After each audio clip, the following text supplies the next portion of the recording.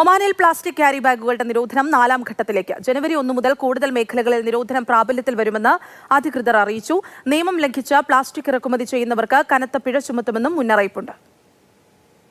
Plastic carry ബാഗുകളുടെ ഉപയോഗം പൂർണ്ണമായും ഒഴിവാക്കി പ്ലാസ്റ്റിക് ഫ്രീ ഒമാൻ യാഥാർത്ഥ്യമാക്കാനുള്ള നടപടികളാണ് രാജ്യത്ത് പുരോഗമിക്കുന്നത്. പരിസ്ഥിതിയെ മലിനീകരണത്തിൽ നിന്നും സംരക്ഷിക്കുകയും പ്ലാസ്റ്റിക് മുക്തമാക്കുകയുമാണ് ലക്ഷ്യം. ഘട്ടം ഘട്ടമായാണ് രാജ്യത്ത് പ്ലാസ്റ്റിക് ബാഗുകൾ ഇല്ലാതാക്കുന്നത്. ബിൽഡിംഗ് കൺസ്ട്രക്ഷൻ മെറ്റീരിയൽ സ്റ്റോർ, കാർഷിക ഉപകരണങ്ങൾ വിൽക്കുന്ന കടകൾ, കാർഷിക ഉൽപ്പന്നങ്ങളും വളർത്തുമൃഗങ്ങൾക്കുമുള്ള ഭക്ഷണങ്ങൾ വിൽക്കുന്ന കടകൾ എന്നിവയ്ക്കെല്ലാം നിരോധനം ബാധകമാണ്. ഐസ്ക്രീം കടകൾ, മില്ലുകൾ, തേൻ, ഈത്തപ്പഴ വിൽപ്പന കേന്ദ്രങ്ങൾ, ജ്യൂസ് കടകൾ എന്നിവയും 4ാം ഘട്ടത്തിലെ നിരോധനത്തിൽ ഉൾപ്പെടും. കഴിഞ്ഞ 1.5 വർഷത്തിനിടയിൽ വിവിധ മേഖലകളിൽ രാജ്യത്ത് പ്ലാസ്റ്റിക് ബാഗുകളുടെ നിരോധനം ഏർപ്പെടുത്തിയിരുന്നു. 2027 ജൂലൈ 1 പ്ലാസ്റ്റിക് ക്യാരി ബാഗുകൾ ഇല്ലാത്ത രാജ്യമായി ഒമാൻ മാറും.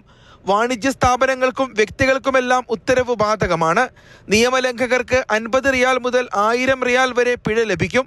കുറ്റം ആവർത്തിച്ചാൽ പിഴ ഇരട്ടിയാകും. പ്ലാസ്റ്റിക് ബാഗുകളുടെ നിരോധനത്തിന്റെ 1ാം ഘട്ടം 2024 ആരംഭിച്ചത്. Mathrubhumi news, Muscat.